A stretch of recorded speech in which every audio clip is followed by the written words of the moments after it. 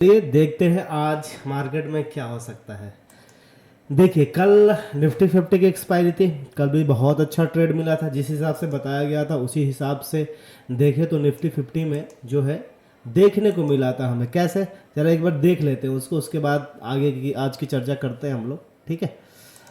कल क्या हुआ था। कल मैंने जैसे कल की वीडियो आप लोगों ने देखा होगा तो डेफिनेटली आपको जो है ट्रेड मिला होगा बहुत बेहतरीन।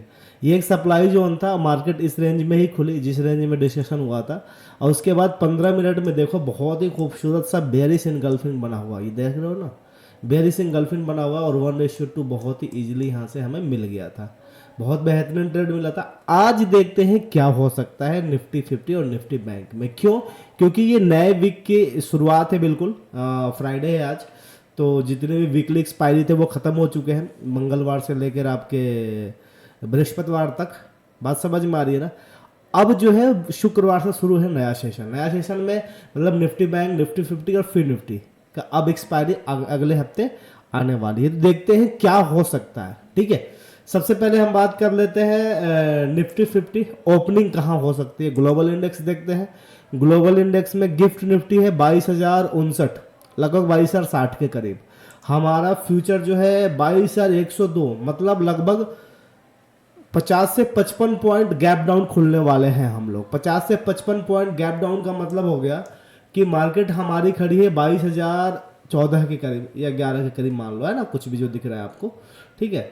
अब उसके बाद जो है यहाँ से 50 point gap down. Gap down का मतलब 21,950 से लेकर 21,960 के बीच में हम इस रेंज में कहीं खुलेंगे, इस रेंज में खुलेंगे। अब इस रेंज में खुलेंगे तो हमारा अप्रोच क्या होगा। तो देखो हमारे पास यदि हम चार्ट को देखें तो चार्ट के हिसाब से हमारे पास डिमांड जोन और सप्लाई जोन जो है कुछ इस प्रकार से है। देख लीजिए, ये यहाँ होगा। ठीक है, ये देखिए जरा समझिए, ये 75 मिनट का डिमांड जोन है ये वाला, और ये है 75 मिनट का सप्लाई जोन। दोनों में डिफरेंट क्या है, ये टेस्टेड है और ये बिल्कुल फ्रेश है।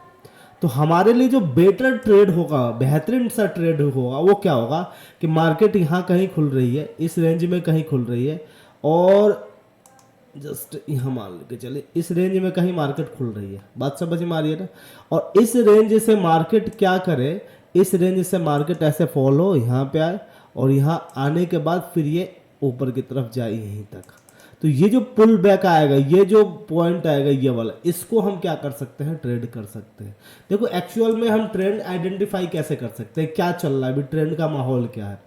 तो 75 मिनट में आइडेंटिफाई करो तो देखो मार्केट यहाँ से फॉल हुई सबसे पहले, और ये जो है आपका यहाँ गई, यहाँ से फिर यहाँ आई, फिर यहाँ से यहाँ आई, फिर ऊपर गई है, फिर ये आके यहाँ क्लोजिंग दी है। ठीक है, तो अभी जो है अभी क्या माना जा सकता है, ये वाला पॉइंट देखो।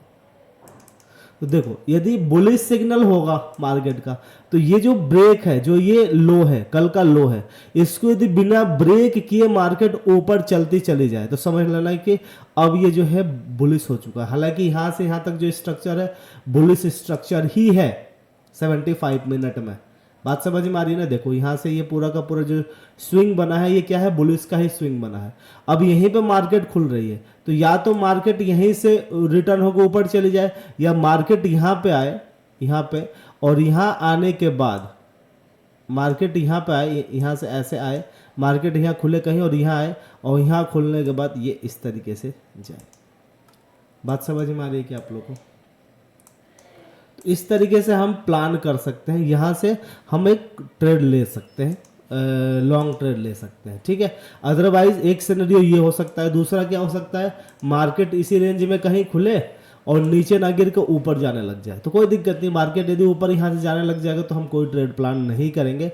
अब यहाँ से इस जोन से शॉर्ट ट्रेड प्लान करने का मतलब रिस्क है, क्योंकि ये एक बार टेस्टेड हो चुका है।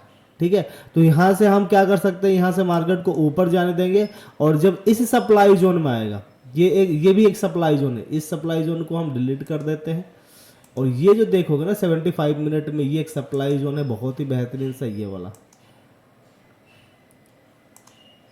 ये देखो ये एक सप्लाई जोन है 75 मिनट का सप्लाई जोन, बहुत ही बेहतरीन सा है ये।